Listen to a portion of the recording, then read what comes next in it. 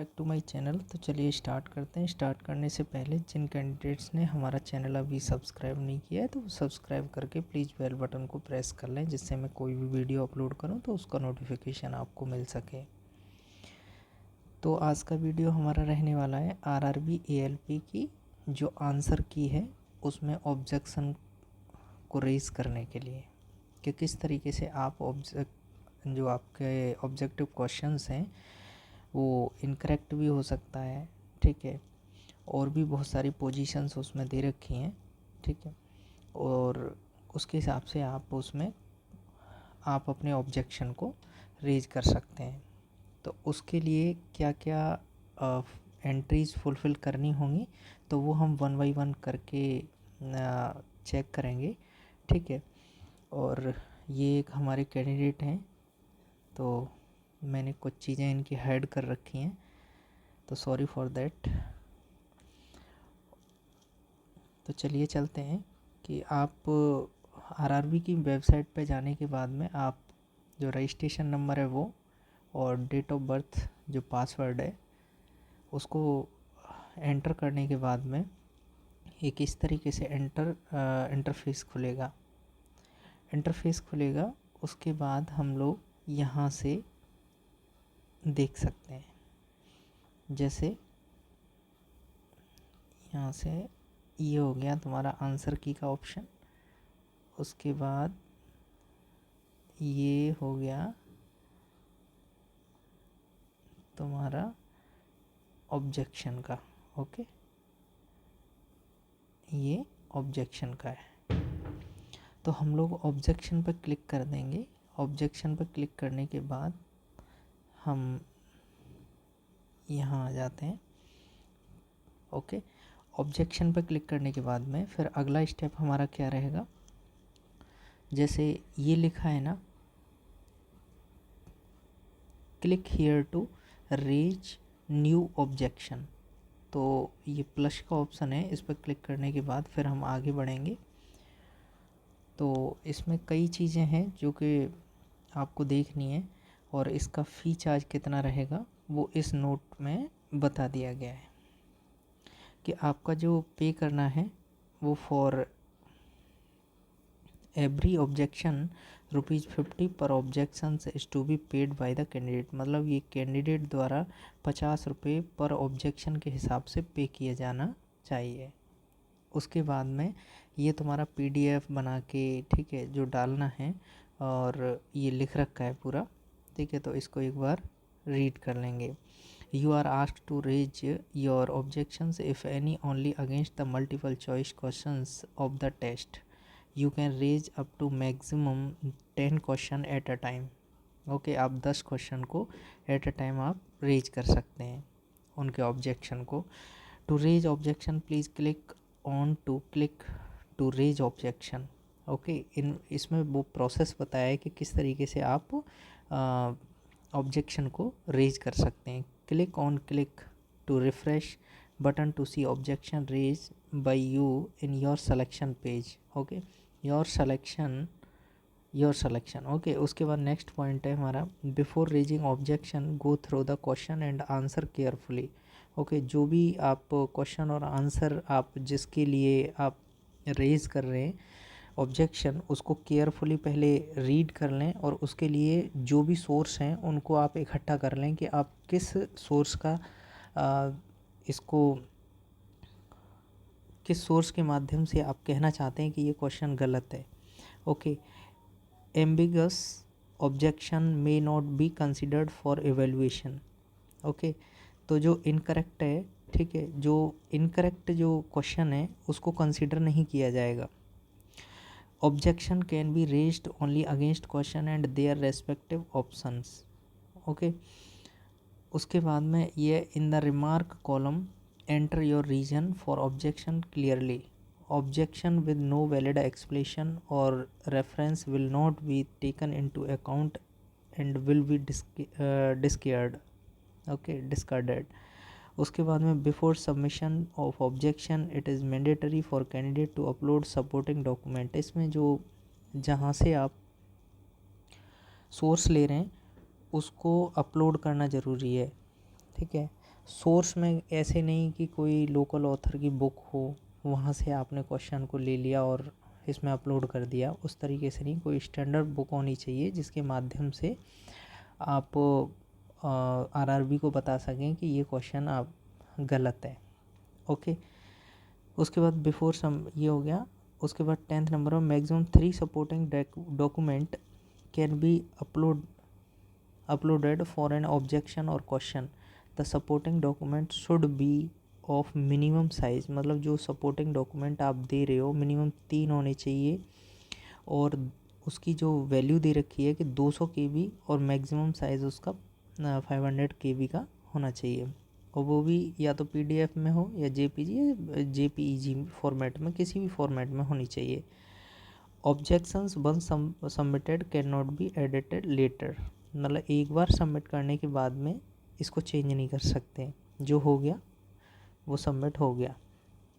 Any objections raised by the candidate shall be charged at ₹50 per question, मतलब जो भी question आप raise करेंगे, ठीक है, वो 50 रुपये पर क्वेश्चन के हिसाब से यहाँ पे करना पड़ेगा। जैसे आपने 10 किए तो 500 रुपये आपको यहाँ पे करने पड़ेंगे, जब भी आपको आपके क्वेश्चन उसमें आपके क्वेश्चन का जो ऑब्जेक्शन है वो रेज हो पाएगा। उसके बाद में must be supported by the authentic source. Okay, ये ऐसे नहीं कि लोकल ऑथर का आप यही बोल रहे कि लोकल ऑथर का आप बुक नहीं उठा सकते। नॉर्मल जैसे बुक्स आपका मार्केट में बहुत सारे ऐसे नोट्स होते हैं कि उसका लिया और आपने स्क्रीनशॉट लेकर के या फिर फ़ोटो लेकर के उसको अपलोड कर दिया, उसके लिए एक स्टैंडर्ड बुक होनी चाहिए, ठीक है। और या फिर कोई ऐसा वेबसाइट होना चाहिए जो कि बहुत सारी ऐसी गवर्नमेंट वेबसाइट हैं, ठीक है, वहाँ से आप डेटा को कलेक्ट कर सकते हैं। ओके, और जो स्टैंडर्ड बुक की जो वेबसाइट है वहाँ से भी आप डेटा को ले सकते हैं और बता सकते हैं आरआरबी को कि ये क्वेश्चन यहाँ पर इस तरीके से है और आपने इस तरीके से मतलब मीन्स जो क्वेश्चन पेपर है उसमें ये गलत है। ओके, उसके बाद में once an objection is raised for any questions fee will be refunded if your objection is found valid. अगर आपका जो ऑब्जेक्शन रेज आपने जो किया है वो अगर वैलिड पाया जाता है तो आपकी फ़ीस को रिफ़ंड कर दिया जाएगा। If you want to raise new objection against same या different question you have to pay again. अगर कोई और क्वेश्चन के ऊपर ऑब्जेक्शन करना चाहते हैं तो उसके लिए आपको दोबारा से पे करना पड़ेगा। उसके बाद यहाँ पे इसने दिया है for every objections rupees per objections, okay, is to be paid by the candidate, जो कि 50 रुपये पर क्वेश्चन के पर ऑब्जेक्शन के हिसाब से कैंडिडेट द्वारा ये पे किया जाना चाहिए। Okay, answer are based on provisional answer key, means ये है ये प्रोविजनल आंसर की है, इसमें कुछ चेंज हो सकते हैं। मीन्स ये नहीं है कि एक बार अगर आंसर की आपकी आरआरबी ने साइड पे अपलोड कर दी तो उसमें कुछ चेंज नहीं हो सकती। अगर गलती है तो उसमें आपकी आंसर की में सुधार किया जा सकता है, लेकिन आपका प्रूफ वैलिड होना चाहिए जो कि ऊपर बता रखा है। आंसर में चेंज इन द आंसर की to be finalized after objection management evaluation will be done or final answer keys। Okay, तो ये रहा। उसके बाद हम चलेंगे जैसे किस तरीके से हम इसको करेंगे। ओके, इसमें 2 चीज़ें आपको पहले से ही आएंगी, जैसे कि आपका 3 चीज़ें रहेंगी आरआरबी, जैसे एएलपी स्टेज 1, ठीक है, ये जो लिख रखा है एएलपी स्टेज 1। उसके बाद में ये डेट ऑफ एग्ज़ाम रहेगा। उसके बाद में शिफ्ट आपका कौन सा था वो आपकी आंसर की में रहेगा, शिफ्ट 1 2 जो भी है, ठीक है। उसके बाद में हम लेते हैं यहाँ से कि नंबर ऑफ़ क्वेश्चंस, मैं एक क्वेश्चन यहाँ से ले लेता हूँ। मैंने पहले नंबर का क्वेश्चन ले लिया। उसके बाद हम लोग क्वेश्चन आईडी को यहाँ पे पहली क्वेश्चन आईडी को सेलेक्ट कर लेते हैं। क्वेश्चन आईडी को सेलेक्ट कर लिया। उसके बाद आप लैंग्वेज को सेलेक्ट कर लें, लैंग्वेज हिंदी इंग्लिश जो भी है, मैं हिंदी कर लेता हूँ। ओके। उसके बाद में नेचर ऑफ ऑब्जेक्शन, ठीक है, आपको क्या गलती महसूस हुई है, ओके, किसके ऊपर ऑब्जेक्शन को रेज़ करना चाहते हैं, तो वो यहाँ पे आप उसे रेज़ कर सकते हैं। क्वेश्चन इनकरेक्ट है, एम्बिगस क्वेश्चन है, या आउट ऑफ सिलेबस है, या ऑल ऑप्शन इनकरेक्ट है, या मल्टीपल करेक्ट आंसर है, या फिर इनकरेक्ट आंसर की है, या ट्रांसलेशन एरर है। ये 1 2 3 4 5 6 ये 6 ऑप्शन दिए हैं उन्होंने, जिसमें से आपको जो सेट होता है वो आप क्लिक करके अपने क्वेश्चन के ऊपर रेज कर सकते हैं ऑब्जेक्शन को। ओके। उसके बाद में मैं यहाँ पे इनकरेक्ट आंसर कर लेता हूँ। उसके बाद do you want to add remark, मैं डाल देता हूँ यस। उसके बाद में यहाँ पे रिमार्क क्या डालना है, रिमार्क डालना है कि आपका क्वेश्चन इस तरीके से गलत है और इस बुक में ये क्वेश्चन है, ठीक है। इस तरीके से आप जो भी यहाँ रिमार्क अपना भरना चाहते हैं, रिमार्क में आप प्रॉपर तरीके से आप रिमार्क डाल सकते हैं, ठीक है। उसके बाद में रेफरेंस के तौर पे आप जो है ना, आप जो आपकी बुक है उसमें जो क्वेश्चन और आंसर दे रखा है वो, और आपका जो आरआरबी ने जो क्वेश्चन आंसर दिया, उन दोनों को 1 बाय 1 करके डाल दें, और उसमें सपोर्टिंग डॉक्यूमेंट को यहाँ पर ऐड कर सकते हैं। सपोर्टिंग डॉक्यूमेंट आपका यहाँ से ऐड हो जाएगा, ठीक है। ऐड होने के बाद में यहाँ से फाइल को अपलोड कर देंगे, ओके। और ये यहाँ ऑनलाइन पेमेंट का मोड आता है, और ये एक, जैसे मैंने यहाँ पे सेलेक्ट 1 किया है, यहाँ पे 1 किया है, तो ये 1 का फ़ी 50, और अगर मैं यहाँ पे 3 करूँगा तो 3 के हिसाब से यहाँ पे 150 आ रहा है, मीन्स 5 × 3 मीन्स 150। ओके।